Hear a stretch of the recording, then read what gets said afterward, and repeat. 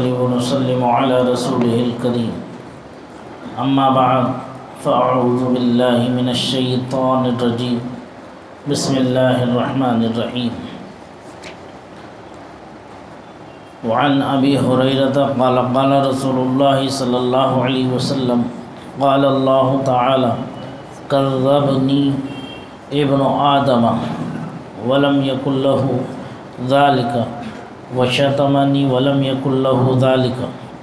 فأما تكذيبه إياي فقوله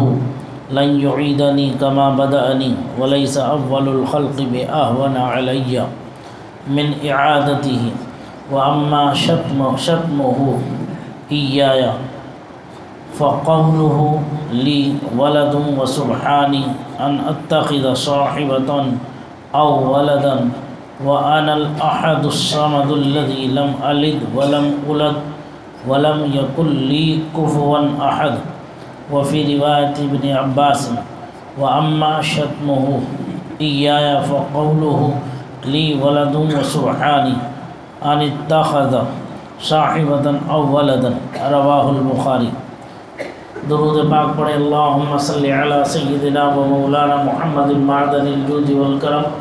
وآلہ وصحبہ وبارک وسلم صلاۃ و سلام علیک یا رسول اللہ صلاۃ و سلام علیک یا حبیب اللہ صلی اللہ تعالی علیہ وسلم۔ آج کی یہ 18ویں حدیث مبارکہ حضرت ابو ہریرہ رضی اللہ تعالیٰ عنہ سے روایت ہے کہ رسول اللہ صلی اللہ تعالیٰ علیہ وسلم نے فرمایا، اللہ تعالیٰ فرماتا ہے آدم کے بیٹے نے مجھے جھٹلایا حالانکہ اسے یہ حق نہ پہنچتا تھا، اور آدم کے بیٹے نے مجھے گالی دی ہے حالانکہ یہ لائق نہ تھا اس کا مجھے جھٹلانا۔ تو اس کا یہ قول ہے کہ اللہ مجھے دوبارہ زندگی نہ دے سکے گا جس طرح اس نے مجھے پہلے زندگی عطا کی، حالانکہ پہلی بار پیدا کرنا دوبارہ پیدا کرنے سے آسان نہیں ہے، یعنی پہلے پیدا کرنا اور موت کے بعد دوبارہ زندگی عطا کرنا دونوں میرے لیے یکساں آسان ہے، اور مجھے اس کا گالی دینا اس کا یہ قول ہے کہ میری اولاد ہے، حالانکہ میں بیوی اور اولاد سے پاک و منزہ ہوں۔ آج کی حدیث مبارکہ میں دو باتوں کا ذکر کیا گیا۔ یہ حضرت ابو ہریرہ رضی اللہ تعالیٰ عنہ سے مروی ہے کہ آپ نے فرمایا کہ اللہ کے رسول صلی اللہ تعالیٰ علیہ وسلم نے ارشاد فرمایا، اللہ تعالیٰ فرماتا ہے، کیا فرماتا ہے کہ آدم کے بیٹے نے مجھے گالی دی، یعنی انسان نے، آدم کا بیٹا کون ہے؟ انسان۔ اللہ فرماتا ہے کہ انسان نے مجھے گالی دی۔ اب یہ سوچیں کہ اللہ کو گالی دینے کا کیا مطلب ہے؟ اللہ کو گالی دینے کا کیا مطلب ہے؟ اور حدیث صحیح ہے، اسے امام بخاری نے بھی روایت کیا ہے اپنی بخاری شریف میں۔ کہتے ہیں پروردگار نے فرمایا، نمبر 1، آدم کے بیٹے نے مجھے جھٹلایا، پہلا مجھے جھٹلایا جبکہ اسے یہ حق نہیں پہنچتا تھا کہ وہ مجھے جھٹلائے۔ دوسرا، آدم کے بیٹے نے مجھے گالی دی جبکہ یہ اس کے لیے یہ بات لائق نہ تھی کہ وہ مجھے ایسا جملہ کہتا۔ جھٹلانے کا کیا مطلب؟ جھٹلانے کا مطلب یہ ہے کہ اللہ مجھے دوبارہ زندگی نہ دے سکے گا جس طرح اس نے مجھے پہلے زندگی عطا کی، یعنی بعث بعد الموت کا انکار کرنے والا ایک جماعت، ایک گروہ اس دنیا میں ہے۔ وہ یہ کہتا ہے مرنے کے بعد دوبارہ اٹھنے کا کیا مطلب ہے؟ مرنے کے بعد دوبارہ زندگی کا کیا مطلب ہے؟ مرنے کے بعد دوبارہ کوئی زندگی نہیں، کوئی اٹھنا نہیں، کوئی حشر نہیں ہے، کوئی جو ہے قیامت نہیں ہے، کوئی حساب کتاب نہیں ہے۔ آج دنیا میں آئے، کھائے پیے، مر گئے، ختم ہو گئے، مٹی تھے مٹی میں مل گئے، اب دوبارہ اٹھنے کا کیا مطلب ہے؟ تو دوبارہ اٹھنے کے منکرین تھے۔ جیسا کہ آپ نے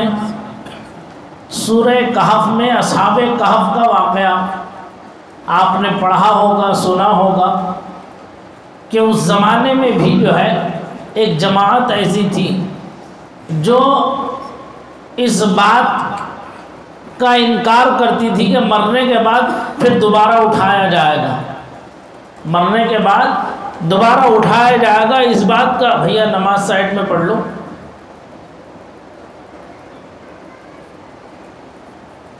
مرنے کے بعد دوبارہ اٹھایا جائے گا، اس بات کے وہ منکر تھے۔ اصحاب کہف کا واقعہ ان کے لیے ایک نذیر بنایا گیا کہ بادشاہ دقیانوس کے زمانے کا وہ واقعہ ہے جہاں 7 لوگ،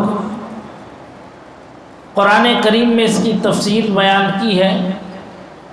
کسی نے 6 کہا، 7واں ان کا کتا کہا، کسی نے 5 کہا، 6واں ان کا کتا کہا، اس طرح سے جو ہے متعدد لوگوں نے متعدد اندازے لگائے، تو قرآن نے اس کا ذکر کیا ہے۔ حقیقت میں ان کا علم اللہ تعالیٰ کو ہی ہے۔ یہ وہ حضرت عیسیٰ علیہ السلام کے امتی تھے، حضرت عیسیٰ پر ایمان لانے والے یہ وہ لوگ تھے۔ اس زمانے میں دقیانوس کے یہاں پر جو ہے حضرت عیسیٰ علیہ السلام کے ماننے والوں پر ظلم و زیادتیاں ہوا کرتی تھیں، بڑی ان کے اوپر مصیبتوں کے پہاڑ ڈھائے جاتے تھے۔ یہ بھی کسی ملک کے شہزادے تھے جو قیدی کر کے لائے گئے، ان پر بھی ظلم و زیادتی کی گئی اور پھر انہیں رکھا گیا۔ ایک دن کھیل کھیل کے بہانے یہ وہاں سے فرار ہو گئے، اور فرار ہونے کے بعد ایک غار میں جا کر کے انہوں نے پناہ لے لی۔ اللہ تبارک و تعالی نے ان کے حال پر، ان کے ایمان کی مضبوطی پر انہیں یہ انعام دیا کہ ان ظالموں کے چنگل سے انہیں بچا دیا۔ جب یہ غار میں پہنچے، غار میں جانے سے پہلے ان کے پیچھے ایک کتا تھا جو ان کے ساتھ پیچھے پیچھے جا رہا تھا۔ انہوں نے اسے بہت کوشش کی بھگانے کی، پتھر بھی مارے تاکہ دور ہو جائے، مارنے کی وجہ سے بھاگ جائیے، لیکن وہ کتا ان کا ساتھ نہ چھوڑا، ان کے پیچھے پیچھے چل دیا۔ جب ان کے پیچھے پیچھے چل دیا وہ کتا، تو آخرکار انہوں نے بھی جو ہے اس کے حال پر رحم کھا کے اسے کہہ دیا کہ چلو، جب یہ آ رہا ہے ساتھ میں تو اسے آنے دو۔ وہ بھی غار کے اندر پہنچ گئے سب کے سب، اور کتا جو ہے غار کے منہ پر بیٹھ گیا۔ ایک ایسی ٹھنڈی ہوا چلی، اللہ تعالیٰ نے ان کے حال پر کرم فرمایا اور انہیں جو ہے نیند کا غلبہ ہو گیا، نیند آ گئی۔ اب دشمن ان کا پیچھا کرتے ہوئے پہنچے، کافی حد تک دیکھا، غار تک بھی پہنچ گئے جہاں تک ان کے نشانات مل رہے تھے، آگے جانے کا انہیں کوئی سراغ نہ مل سکا۔ پھر زمانہ گزر گیا، حالات بدل گئے، وقت بدل گیا، تقاضے بدل گئے۔ حضرت عیسیٰ علیہ السلام پر جو وحی کا نزول ہوا تھا، اس میں ایک واقعہ، ایک چیز یہ بیان کی گئی تھی کہ ایک زمانہ ایسا آئے گا کہ اس علاقے میں جو ہے اللہ کا نام لینے والے ہوں گے، سارے حکمراں اللہ کا نام لینے والے ہوں گے۔ تو اس زمانے میں تو کفر و شرک کا معاملہ تھا، لوگوں کے درمیان جو ہے یہ بحث اٹھی کہ جو ہے مرنے کے بعد بھی کوئی دوبارہ زندہ ہوتا ہے۔ تو اللہ تبارک و تعالی نے جو ہے ان کے لیے یہ درس عبرت رکھا کہ 300 سال گزر گئے اصحاب کہف کو سوتے سوتے، اور پھر ایک ایسی ہوا ٹھنڈی چلی جس سے کہ وہ کروڑ بدلے اور ان کی آنکھیں کھلی، تو دیکھا، انہوں نے سوچا کہ صبح کے ہم آئے ہوئے ہیں، شام ڈھلنے کو ہے، ہمیں سوتے سوتے پورا دن گزر گیا ہمارا۔ جیسے باہر نکلے، ان میں سے سب لوگوں نے مشورہ کیا، مشورہ کر کے کہا کہ ہمارا سب کا جانا مناسب نہیں ہے، کوئی ایک آدمی ایسا ہے جو چلا جائے، بھوک لگ رہی ہے، کھانا کھا لے، بازار سے کھانا لے آئے، خاموشی کے ساتھ، چھپتے چھپاتے، دقیانوس کے سپاہیوں سے بچتے بچاتے۔ تو یہ لوگ گئے، وہ ان میں سے ایک شخص نکلا، اور نکلنے کے بعد میں جو ہے جانے کے بعد جیسے باہر دیکھا تو باہر کا نقشہ بدلا ہوا تھا سب، اب وہ ڈرتے ڈرتے چھپتے چھپاتے شہر کے اندر داخل ہوا، تو جیسے داخل ہوا تو وہاں تو دیکھا تو سب حضرت عیسیٰ علیہ السلام کا کلمہ پڑھنے والے ہی لوگ نظر آ رہے تھے۔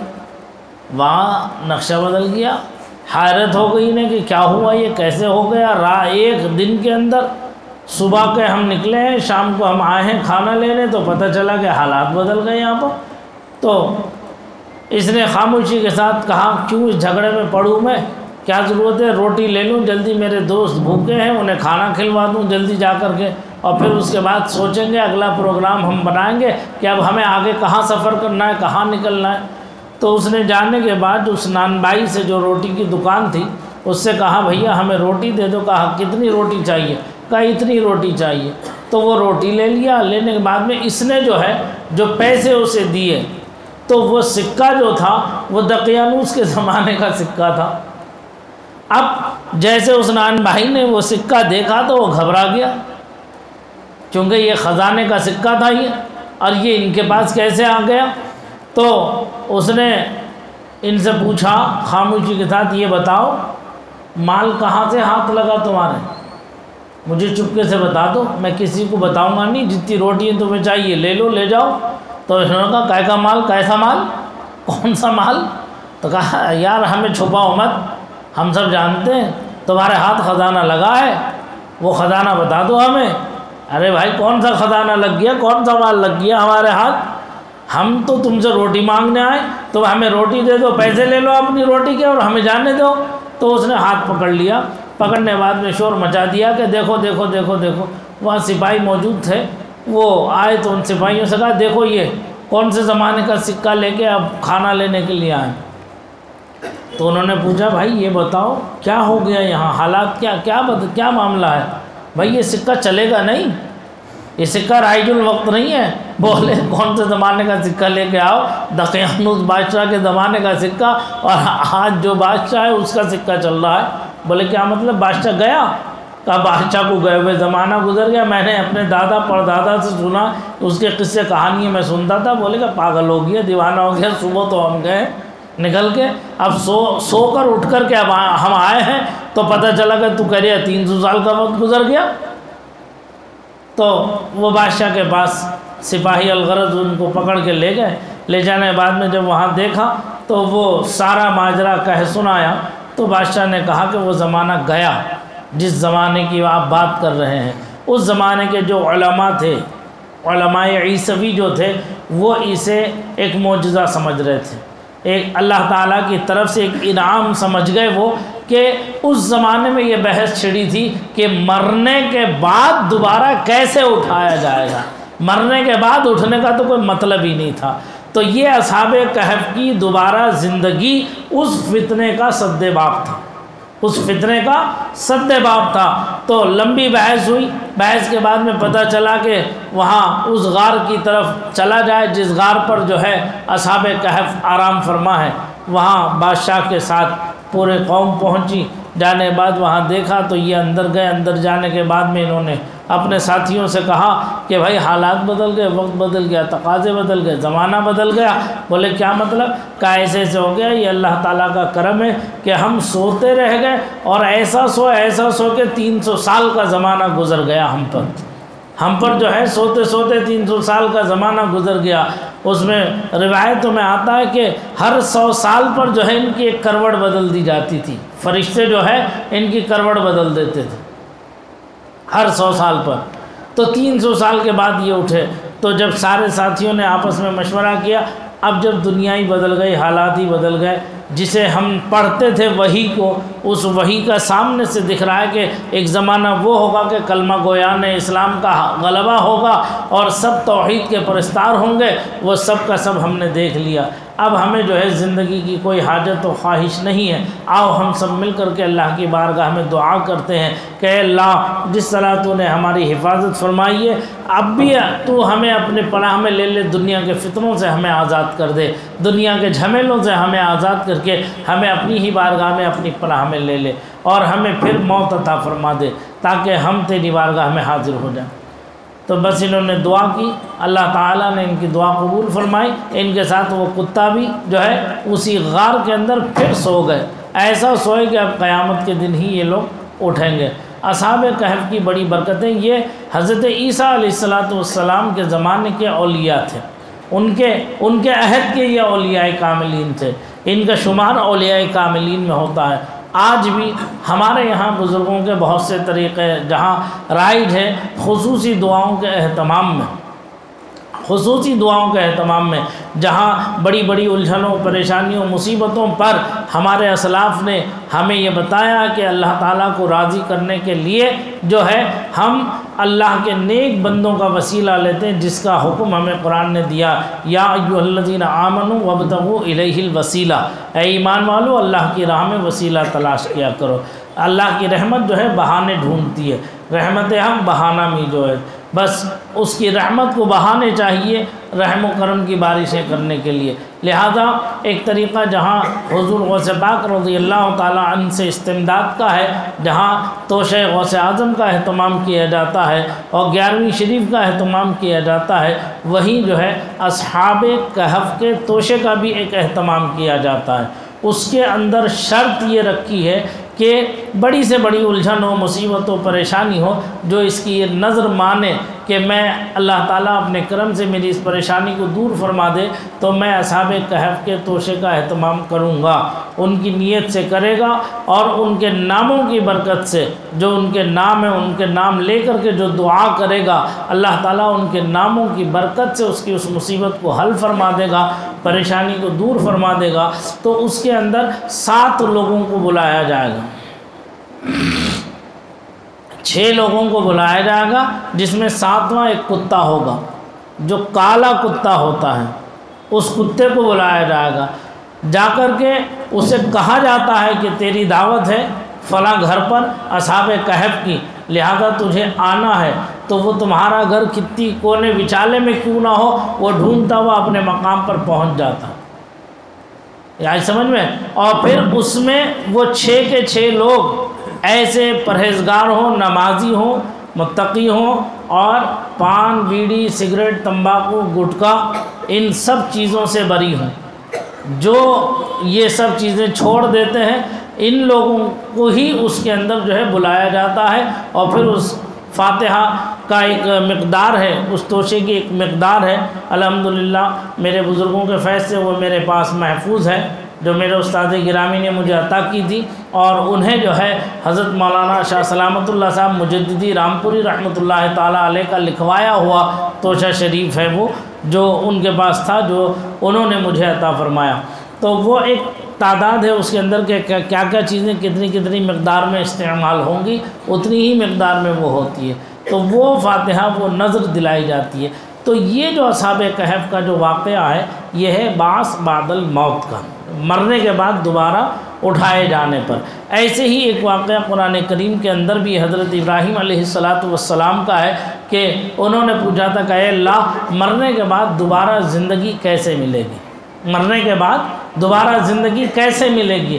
یہ کیسا ممکن ہوگا یہ؟ تو اللہ تعالیٰ نے آپ سے فرمایا، اے ابراہیم کیوں پریشان ہوتے ہو، 4 پرندوں کو آواز دو، جس پرندے کو بھی تم چاہو اسے آواز دو، پرندے کو لو اور اسے ذبح کرو، اور ان کا گوشت جو ہے قیمہ بنا کر کے سب کو آپس میں ملا دو، ان پرندوں کا قیمہ بنا کر کے اس قیمے کو آپس میں ملا دو، اور 4 پہاڑوں پر ایک ایک حصہ رکھ دو، اس میں سے 4 حصے کر کے 4 حصے الگ الگ رکھ دو، اور پھر اس کے بعد ان پرندوں کو تم آواز دو۔ تو وہ حضرت ابراہیم علیہ السلام نے جب کیا تو ان پرندوں کو جیسے آواز دی تو وہ گوشت کے ٹکڑے، بوٹیاں جو ہے جو ختم ہو چکا، جانور مر چکا تھا پرندہ، وہ گوشت کے قیمے کی بوٹیاں ہوا میں اڑنے لگی، اور آپس میں ایک دوسرے سے جا کر کے خود بخود ملنے لگی، جس جانور کا جس پرندے کا وہ گوشت تھا، وہ گوشت اسی پرندے کے باقی اجزاء سے جا کر ملتا گیا، اور وہ مل کر کے پھر دوبارہ سے جو ہے وہ پرندے زندہ ہو گئے۔ اللہ تعالیٰ کے اس کرم کو دیکھ کر کے حضرت ابراہیم علیہ السلام نے فرمایا، بالکل حق فرمایا میرے رب نے، مرنے کے بعد دوبارہ زندہ اٹھائے جائیں گے۔ اسی کے لیے قرآن کریم نے فرمایا، جب ہم مردے کو مٹی دیتے ہیں، جب ہم مردے کو دفنانے کے بعد جب ہم مٹی دیتے ہیں تو ہم کیا پڑھتے ہیں؟ فیہا نعیدکم ومنہا نخرجکم منہا خلقناکم، اسی سے تمہیں پیدا کیا گیا، ہم نے پیدا کیا، وفیہا نعیدکم، اسی میں ہم تمہیں واپس پلٹائیں، اور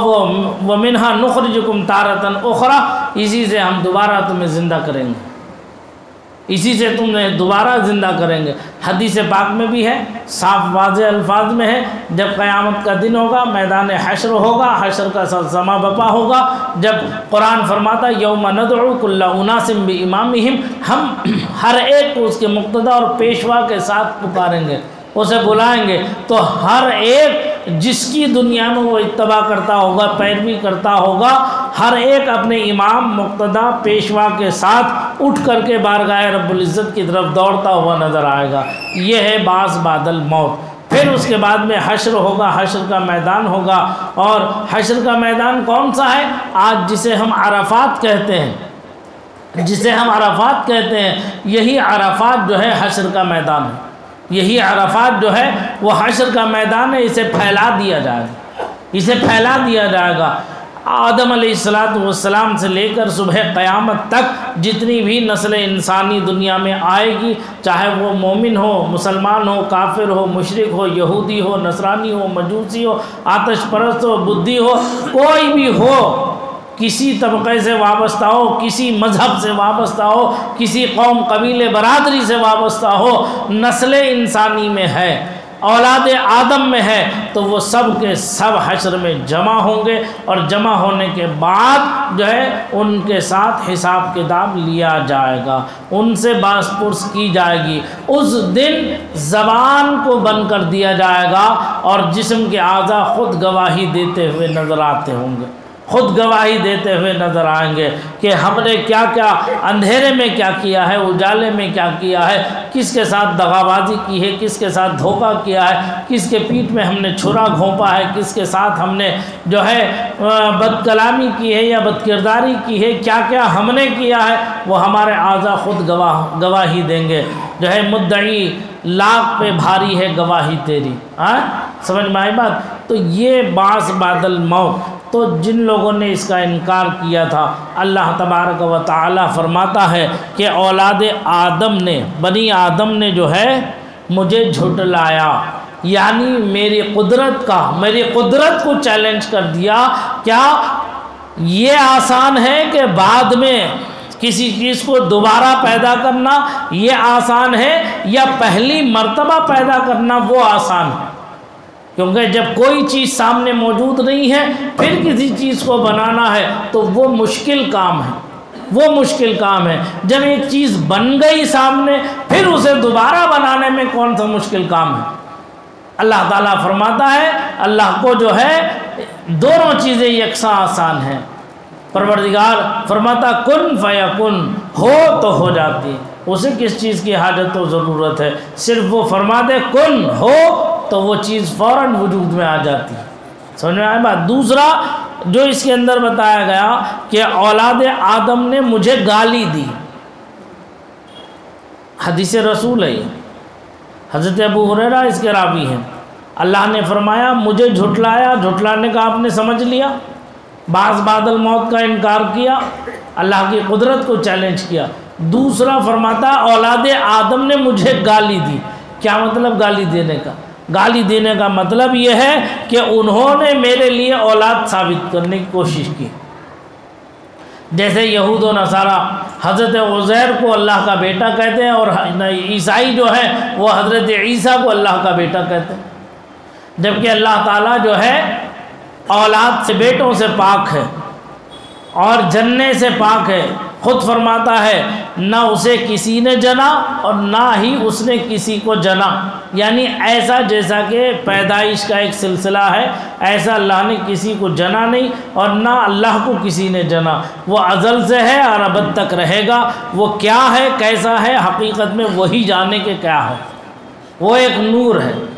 وہ کیا ہے، وہ جسم و جسمانیت سے پاک ہے، آگے سے، بائیں سے، دائیں سے، اوپر سے، نیچے سے، ہر چیز سے، ہر سمت سے، ہر جہت سے پاک ہے، بے عیب ہے، بغیر آنکھ کے دیکھتا ہے، بغیر کان کے سنتا ہے، بغیر ہاتھ کے عطا فرماتا ہے، بغیر پاؤں کے جو ہے وہ اسے نہ پاؤں ہے، نہ آنکھ ہے، نہ ہاتھ ہے، نہ پیر ہے، نہ کان ہے، یہ سب چیزیں، ان سب چیزوں سے اللہ تعالیٰ پاک ہے، بے عیب ہے، نہ اس کی کوئی بیوی ہے، نہ اس کے کوئی بچہ ہے، اور نہ ہی اس کے کوئی ماں باپ ہے۔ اللہ یک و تنہا ہے، وحدہ لا شریک ہے۔ سمجھ میں آگئی بات؟ تو اللہ تعالیٰ فرماتا ہے جس نے یہ کہا اللہ اولاد والا ہے، اللہ کی اولاد ہے، اس نے اللہ تعالیٰ کو گالی دی، اس نے جو ہے اللہ تعالیٰ کو گالی دی، اور جو ہے اللہ ان سب عیبوں سے پاک و پاک ہے۔ یہی ہمارا ایمان ہے، یہی ہمارا یقین ہے، یہی ہمارا اعتماد ہے۔ اللہ کو دیکھنا ہمارے بس میں نہیں ہے نا؟ ہاں، اللہ اپنے کرم سے بروز حشر قیامت کے دن جب سب حساب کتاب ہو جائے گا، جنتی جنت کا پروانہ پا جائیں گے، جہنمی جہنم کے پروانہ پا جائیں گے، تو پھر وہ اپنی ایک شان تجلی فرمائے گا۔ اللہ اپنے کرم سے جسے چاہے گا اپنی زیارت سے مشرف فرما دے گا، اپنی زیارت سے مشرف فرما دے گا۔ یہ اس کے کرم پر منحصر ہے، کسے چاہے جو ہے، جسے چاہے اپنا بنا لیا، جسے چاہ در پہ بلا لیا۔ یہ بڑے کرم کے ہیں فیصلے، یہ بڑے نصیب کی بات ہے نا؟ تو یہ اللہ تعالیٰ کی بارگاہ میں اس طرح کے کلمات، ہاں بعض ہم لوگوں میں کچھ جملے ایسے ہم لوگ استعمال کر دیتے ہیں، جیسے ہاں بھائی کیسے کام وام چل رہا ہے؟ بھائی اوپر والا جیسے چلا رہا ویسے چل رہا ہے۔ یہ جملے زبان پر آتے ہیں۔ ہاں بھائی کیسے گزر رہی ہے؟ ارے اوپر والے نے کیا جس حال میں رکھا ہے، کرم ہے، شکر ہے، اس کا فضل ہے۔ کبھی کبھی دکھے دل میں، اجی میاں کیا کہیں، چھوڑ دو، اوپر والا جو ہے ہماری طرف نظر رحمت کرتا ہی نہیں، ہمیں تو دیکھتا ہی نہیں، اور ہمارے پڑوسی پر تو جو ہے خزانے لٹائے دے رہا ہے، اور ہم پر ایک ذرا سا پھوٹی کوڑی بھی ہمیں میسر نہیں آ رہی ہے، جبکہ کھا بھی رہا، پی بھی رہا، دنا رہا، گھوم رہا، پھر رہا، اچھی اچھی گاڑیوں میں گھوم رہا، اور اچھے اچھے کپڑے پہن رہے، پھر کہہ رہا کہ ہمیں پھوٹی کوڑی بھی نہیں دے رہا۔ ہاں، تو یہ سب جملے جو ہیں کلمات کفریہ ہیں، کفریہ۔ ان جملوں سے بچنا چاہیے، زبان کو لگام دینا چاہیے۔ اللہ کی بارگاہ میں جب بھی ہم زبان کو کھولیں تو بہت سوچ سمجھ کر، احتیاط کے ساتھ، ادب کے دامن کو ہاتھ میں رکھتے ہوئے اور دل میں خوف الہی کو بساتے ہوئے ہم اللہ کی بارگاہ میں جو ہے عرض و معروض پیش کریں۔ ہمارا کوئی اللہ پر احسان ہے؟ اللہ کا احسان ہے ہم پر کہ اس نے ہمیں زندگی دی، انسان بنایا، کھانے پینے کی سہولیات دی، عزت بخشی، دولت بخشی، شہرت بخشی، عافیت و سلامتی عطا فرمائی، صحت تندرستی دی، اور اولاد جیسی نعمت دی، خاندان قبیلہ دیا، کنبہ پریوار دیا، اچھا سوسائٹی، اچھا معاشرہ دیا، رہنے کے لیے بڑی بڑی بلڈنگیں دی، کھانے پینے کے لیے اچھے سے اچھی نعمتیں اپنے کرم سے عطا فرمایا۔ یہ سب اس کا احسان ہے، کرم ہے، فضل ہے۔ اسی لیے ہمیں اس کا ہر حال میں شکر گزار رہنا چاہیے، ہر حال میں ہمیں اس کا شکر ادا کرتے رہنا چاہیے۔ اللہ سے کیا شکوہ؟ ہماری حیثیت، ہماری جرأت ہے کہ ہم اللہ سے شکوہ کریں؟ وہ بارگاہ شکوہ کرنے کی ہے؟ وہ بارگاہ تو عرض و معروض کرنے کی ہے کہ اے اللہ میں گناہ گار ہوں، میں خطا کار ہوں، میں سیاہ کار ہوں، میں قصوروار ہوں، میں بدکار ہوں، میں ناہنجار ہوں، کریمہ کیسا بھی ہوں تو تیرا ہی بندہ نا، تو تو میرا خالق ہے، مالک ہے، رازق ہے، پالنہار ہے، تو تو مجھ پر رحم فرمانے والا ہے، تو تو کرم فرمانے والا ہے، اپنے حبیب کے صدقے تو ہم پر کرم فرمانے والا ہے۔ اے اللہ میرے گناہوں کو معاف فرما دے، میری غلطیوں کو معاف فرما دے، میری کوتاہیوں کو معاف فرما دے۔ انسانیت کے ناطے، بشری تقاضوں میں مجھ سے جو کچھ بھی کوتاہیاں ہوئی ہیں میں ان سب سے توبہ کرتا ہوں، سب سے استغفار کرتا ہوں، مجھے توبہ پر قائم رہنے والا بنا دے۔ یہ ہے دعا کرنے کا طریقہ، یہ ہے مانگنے کا طریقہ۔ ارے اللہ کو مانو تو، مناؤ تو، اللہ دیکھو کیسا کریم ہے، کیسی محبت فرمانے والا ہے اپنے بندوں سے۔ کوئی ہو بھی تو اللہ کی بارگاہ میں گڑ گڑانے والا، کوئی ہو بھی تو جو اس کی بارگاہ میں توجہ کرنے والا ذرا سی توجہ کر کے دیکھو، سجدے میں جا کے دیکھو، اپنے گناہوں کا احساس کر کے دیکھو، پھر دیکھو تمہارے دل کی کیفیت کیا ہوتی ہے، اور پھر تمہارا مالک، تمہارا خالق، تمہارا رازق، تمہارا پالنہار تمہارے حال پر کیسی رحمت نازل فرماتا ہے، کیسا سکینہ تمہارے دلوں پر طاری فرماتا ہے۔ کتنے ہی الجھے ہوئے کیوں نہ ہو، کتنی ہی پریشانی میں کیوں نہ ہو، کہیں مت جاؤ، کہیں مت بھاگو، کسی کے پیچھے نہ دوڑو، سیدھے آؤ، وضو کرو، وضو کر کے یکسوئی کے ساتھ، تنہائی کے ساتھ 1-2 رکعت نماز نفل ادا کر لو۔ فرض نماز، واجب نماز، سنت موقدہ کبھی چھوڑنا نہیں، اسے اپنے وقت پر ادا کرنا۔ الگ سے 1-2 رکعت نماز نفل تم سکون ذہن کے ساتھ ادا کر کے دیکھو، یہ کہو کہ اے اللہ میں مجرم ہوں، تیری بارگاہ میں آیا ہوں، تو مجھے اپنی پناہ میں لے لے، اپنی سلامتی میں لے لے، اپنی عافیت میں لے لے۔ میرا دل پریشان ہے، میں الجھا ہوا ہوں، قرض میں ڈوبا ہوا ہوں، قرض دار مجھے پریشان کر رہے ہیں، معاملات میرے الجھ رہے ہیں، میں جس کام میں بھی ہاتھ ڈال رہا ہوں مجھے نقصان ہو رہا ہے، اس نقصان کی بھرپائی تیرے علاوہ کوئی کرنے والا نہیں ہے، میرا کوئی معین و مددگار نہیں ہے، کوئی میرا دوست نہیں ہے، کوئی میرا ہمدم ہم خبر نہیں ہے جو میری خبر رکھنے والا ہے، میری خیریت لینے والا ہے، میری مدد کرنے والا ہے۔ اے اللہ میں نے اپنے آپ کو تیری امانت میں دے دیا، میں نے اپنے آپ کو تیرے سپرد کر دیا، مجھے اپنی امان میں لے لے، مجھے اپنی امان عطا فرما دے۔ پھر ذرا دیکھو اللہ تعالیٰ کی امان میں جانے کے بعد تمہارا حال کیسا بدلتا ہے، تمہارے حال پر کرم کیسا ہوتا ہے، تمہاری الجھنیں خود بخود کیسے دور ہوتی ہیں۔ لیکن آؤ بھی تو، دیکھو بھی تو، کرو بھی تو، سمجھو بھی تو، کم سے کم اپنی زندگی میں ایک مرتبہ ہی صحیح اس لذت کو حاصل کر کے دیکھو، پھر دیکھنا تمہارے دل کی کیفیت کیا ہوگی۔ اللہ تعالیٰ کی بارگاہ میں دعا ہے پروردگار عالم جل جلالہ وعم نوالہ مجھے بھی آپ سب کو بھی سچی توفیق توبہ نصیب فرمائے، اور استقامت فی الدین، تسلط فی الدین پر قائم و دائم رکھے، اور پروردگار جو ہے ہم سے وہ کام لے جس میں وہ راضی ہو، اس کا حبیب راضی ہو، ہمارے دلوں میں ہر اس کام کی نفرت پیدا کر دے جس سے اس کا تو خود اور اس کا حبیب ہم سے ناراض ہو۔ اللہ تعالیٰ کی بارگاہ میں ہمیشہ یہی دعا کرتے رہنا۔ استغفر اللہ ربی من کل ذنب واتوب الیہ، وآخر دعوانا الحمد للہ رب العالمین۔